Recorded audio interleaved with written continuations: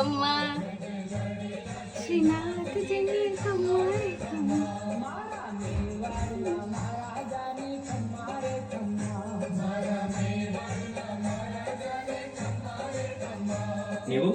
મારો દીકરો પગે લાગો લાગતો અરે મારો દીકરો